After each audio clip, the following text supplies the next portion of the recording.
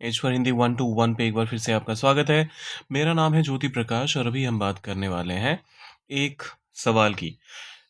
हमने कल ये वाला स्ट्रक्चर कवर किया था, जिसमें हमने कहा कि अगर आपको ये कहना हो कि हम जब तक पहुंचे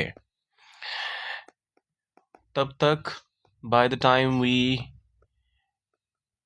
रीच तब तक मीटिंग खत्म हो चुकी थी। द मीटिंग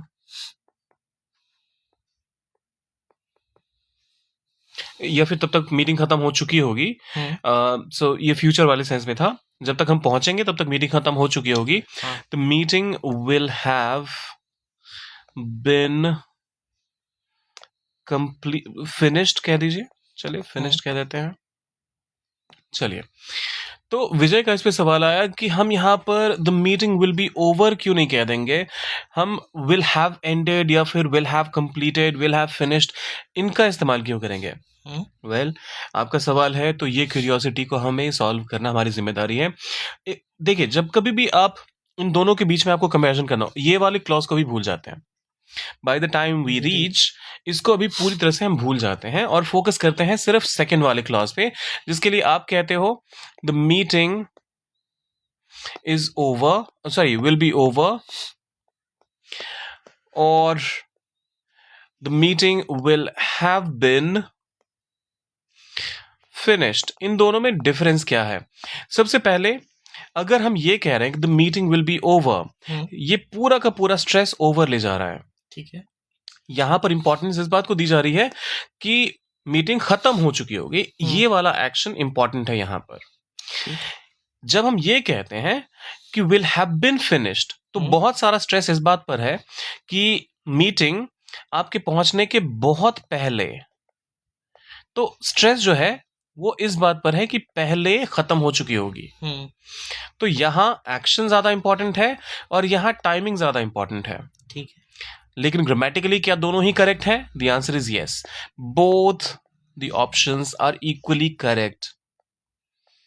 ठीक है विजय, तो अगर आप उन दोनों में से किसी का भी इस्तेमाल करते हैं तो ग्रामेटिकली आपका सेंटेंस किसी भी एंगल से इनकरेक्ट नहीं है।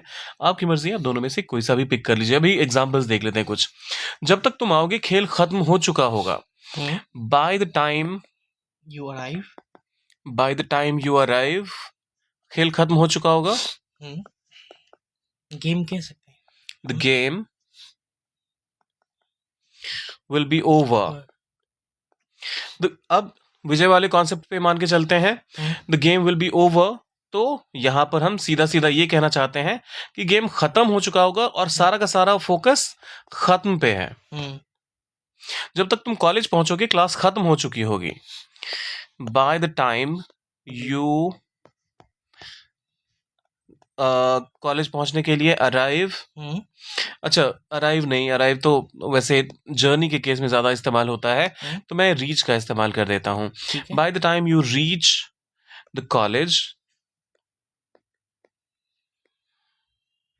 माफ कीजिएगा यहां द का इस्तेमाल भी इनअप्रोप्रिएट है। By the time you reach college, class खत्म हो चुकी होगी। The class will have been over. यहां पर क्या मतलब निकल कर आ रहा है कि बहुत पहले खत्म हुई होगी, उस पे ज्यादा फोकस दिया जा रहा है। तो खत्म विल बी ओवर, बहुत पहले, इस पहले पे स्ट्रेस डाल रहे हैं, तो ये वाला पिक कर लीजिए। ठीक है, कुछ और एक एग्जांपल्स देख लेते हैं। जब तक हम निकलेंगे बारिश रुक चुकी होगी। By the time we leave, बारिश रुक चुकी होगी। The rain will be over, will have stopped. हाँ, चलो ये कर लेते हैं। ठीक है, मतलब हमारे निकलने से बहुत पहले खत्म हो चुकी होगी बारिश, उस बात पे अटेंशन है। जब तक वो आता है फिल्म खत्म हो चुकी होगी। By the time he arrives, bye the time he arrives, film खत्म हो चुकी होगी। The movie will be over. अब ये आखिरी वाला आपके लिए है। जब तक 5 बजेंगे मेरा काम पूरा हो चुका होगा।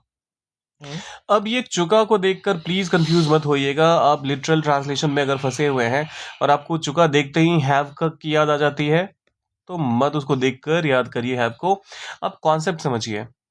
कई बार ऐसा होता है, मैं कल उससे मिल चुका हूं, I have met him yesterday। Grammatically गलत है। हम्म, क्यों गलत है? क्योंकि yesterday के साथ कभी भी आप प्रेजेंट परफेक्ट का इस्तेमाल कर ही नहीं सकते।